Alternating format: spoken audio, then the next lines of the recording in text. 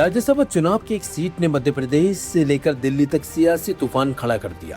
कांग्रेस उम्मीदवार मीनाक्षी नटराजन का नामांकन रद्द होने के बाद शुरू हुआ विवाद अब केवल चुनावी हार जीत तक सीमित नहीं रहा, बल्कि देश की सबसे बड़ी अदालत और चुनाव आयोग तक पहुंच गया है।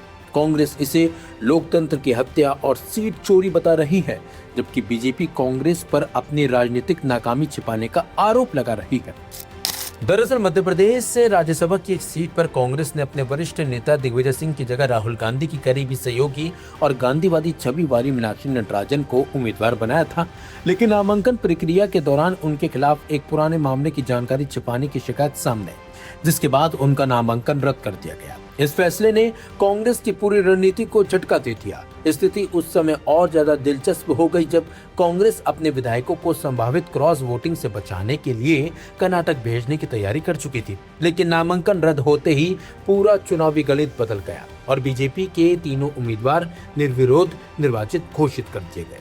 कांग्रेस ने इसे महज तकनीकी मामला मानने से इनकार कर दिया। पार्टी का दावा है कि मीनाक्षी नटराजन के खिलाफ कोई एफआईआर दर्ज नहीं थी और सिर्फ नोटिस मिलने के आधार पर उनका नामांकन रद्द करना गलत था। यहीं से विवाद ने अब नया मोड़ ले लिया।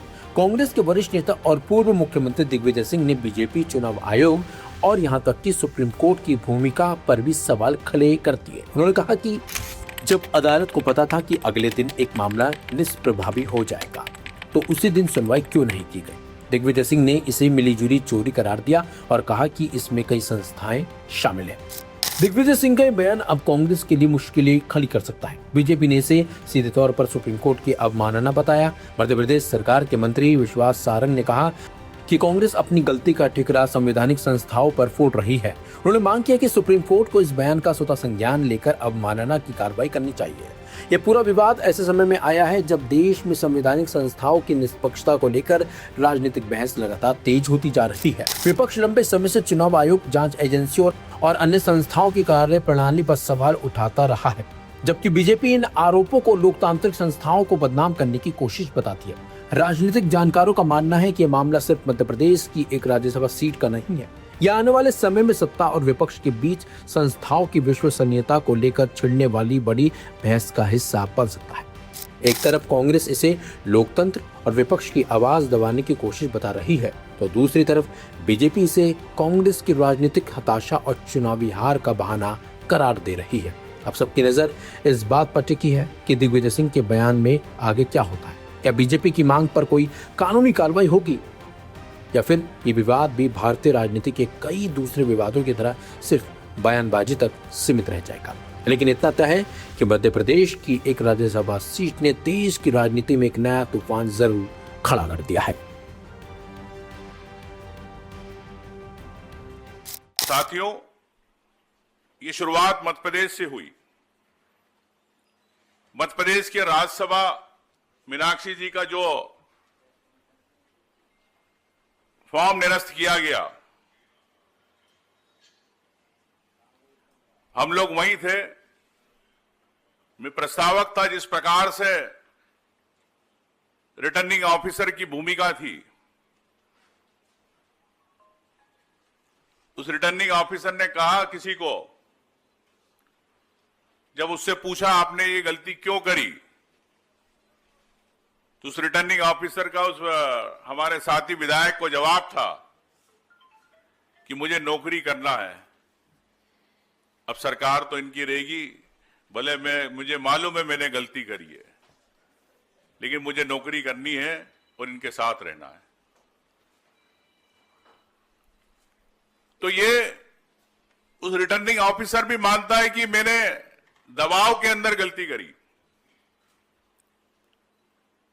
लेकिन इस देश के अंदर चुनाव आयोग, जिसको पूरी ताकत शक्तियां हैं, लोकतंत्र की संवैधानिक शक्तियां हैं, कल उन्होंने सुप्रीम कोर्ट में कहा कि हमें जानकारी नहीं, याचिका नहीं मिली, जबकि हमारे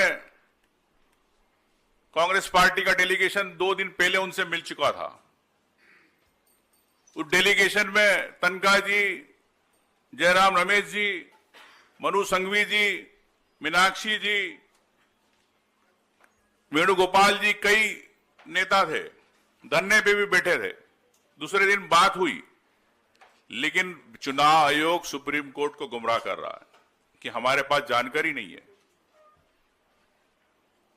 साथियों, तो इससे स्पष्ट है कि किस प्रकार ये देश का लोकतंत्र को बचाने की जो संवैधानिक संस्था है, सबसे पहले चुनाव आयोग ही इस देश की लोकतांत्रिक व्यवस्था को खत्म करने के लिए गला घोटने का काम कर रहा है।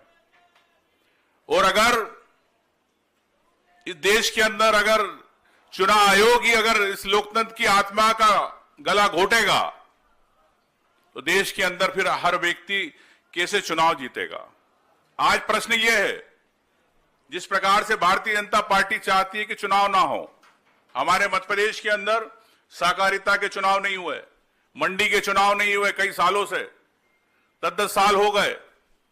और यही अब एक शुरुआत है कि अभी तक आपने देखा है कि वोट चोरी देखी है, अब आपने सीट चोरी पहली बार देखी है। तो ये सीट चोरी मध्य प्रदेश की एक सीट चोरी हुई है, लेकिन अब रिटर्निंग ऑफिसर की इस प्रकार की अगर मनमानी रहेगी तो हिंदुस्तान का कोई भी व्यक्ति विधायक का चुनाव लड़ेगा, सांसद का चुनाव लड़ेगा, अगर उसका किसी ने किसी दूसरे राज्य के अंदर कहीं कंप्लेंट करी है, परिवारवाद लगाया, उसको सिर्फ सूचना मिली है, उस आधार पर उसका फॉर्म रिजेक्ट हो सकता है। ये एक नई व्यवस्था दी जा रही है देश के अंदर।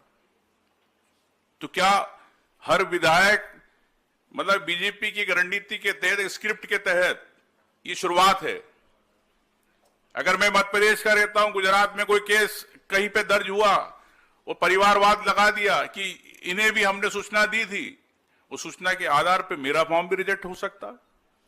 तो हिंदुस्तान के हर विधायक, हर सांसद का पर्चा निरस्त हो सकता है अगर रिटर्निंग ऑफिसर की इस प्रकार की मनमानी रहेगी, जो कानून के खिलाफ, सुप्रीम कोर्ट के खिलाफ, चुनाव आयोग के नियमों के खिलाफ जिस प्रकार से निर्णय आया है। तो मैं समझता हूं कि कांग्रेस की राजनीतिक लड़ाई नहीं है ये हर व्यक्ति के अधिकारों की लड़ाई है, जिसमें कांग्रेस की भूमिका तो है, लेकिन मैं समझता हूं कि हर व्यक्ति को आगे आना होगा।